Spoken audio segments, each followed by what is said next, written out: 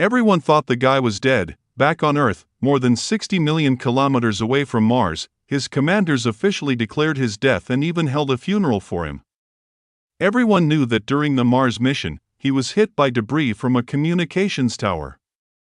With a massive storm raging, nobody believed he could survive even a minute. For the sake of the rest of the crew, the captain ordered an immediate launch. They lifted off from Mars and headed home, completely losing contact with him. What nobody expected was that the short-haired guy actually survived the superstorm. After doing some calculations, he realized that if he rationed everything carefully, he could hold out on Mars for about 400 days. But after 400 days, he would starve to death. And the next time Earth would send astronauts to Mars would be 4 years later. To stay alive long enough to meet the next crew, he decided to attempt the impossible: grow 3 years' worth of food on Mars. He sealed the entire lab with plastic sheets, dug up Mars soil and spread it across the floor, then tried his best to act like a farmer. He dug trenches with a shovel, prepping for planting. Then he carefully opened sealed bags containing each crew member's stored feces, dumped everything into buckets, and nearly threw up from the stench. He buried clumps of it under the soil, cut potatoes in half, and planted them over the waste so the potatoes could absorb nutrients. The most critical step was water. Without water, nothing would survive. Luckily, he was a biologist and knew hydrogen and oxygen can be burned to create water. He eagerly extracted hundreds of liters of rocket fuel from the lander, planning to use a catalyst to separate nitrogen and hydrogen, then burn the hydrogen to produce water. But the moment he ignited the flame, the entire setup exploded and nearly killed him. Only then did he realize he hadn't accounted for the oxygen he exhaled. Humans don't breathe out only carbon dioxide, there's oxygen too, and he forgot to calculate that. After modifying his setup, he suited up and carefully ignited the hydrogen again. This time it worked. Water began forming slowly. By day 54, he finally saw hope. A tiny green sprout poked through the soil, full of life. Days passed, and harvest season finally arrived. Seeing the potatoes he grew, he was thrilled. He used more feces to cultivate even more potatoes. With food secured, he started planning long-term. The next Mars landing would happen 3,200 kilometers away from his current base, and he needed to be at that site by the time the new astronauts arrived. That meant he needed to test the route now, but his rover could only travel 35 kilometers on a full charge. So he had to stockpile enough food, bring solar panels to recharge, and survive more than 50 days inside the rover while traveling across Mars. On top of that, he would have to endure the freezing Martian nights. For a normal human, this mission was impossible.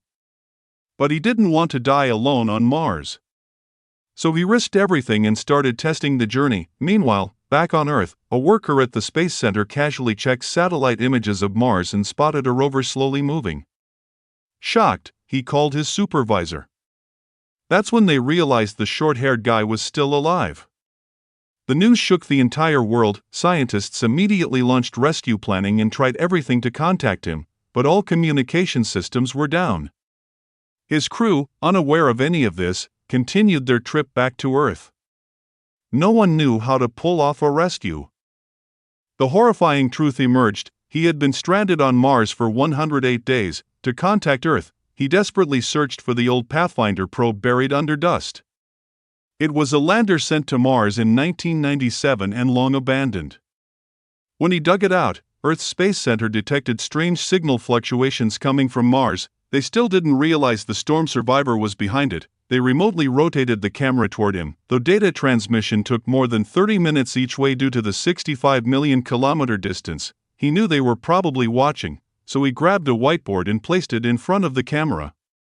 When the team on Earth saw his handwritten message, the entire control room froze. The man missing for over 100 days was alive. From there, they communicated using hexadecimal, exchanging full messages one code at a time. Everyone at NASA watched the moment unfold. The live stream connection continued, but Mark suddenly received terrible news. He would have to survive 4 more years on Mars before the next scheduled manned mission could pick him up. NASA decided to build a supply delivery rocket to send him food and essentials.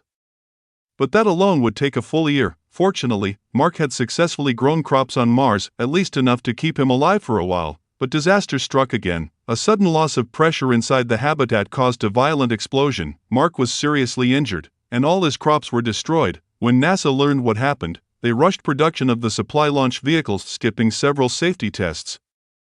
But shortly after liftoff, the rocket exploded in midair. It was a devastating failure. If NASA attempted to build another rocket from scratch, Mark would starve long before it was ready. That's when the mission director secretly contacted the Hermes crew, Mark's teammates who were still on their long return journey to Earth. He revealed the truth. Mark was alive, shocked and guilty for having left him behind. The commander and crew unanimously agreed to mutiny, turn the ship around, slingshot around Earth, and go back to Mars for a rescue. But doing so meant risking their own lives. A mistake could doom the entire crew. After intense calculations, NASA determined there wasn't enough fuel for the Hermes to enter Mars orbit.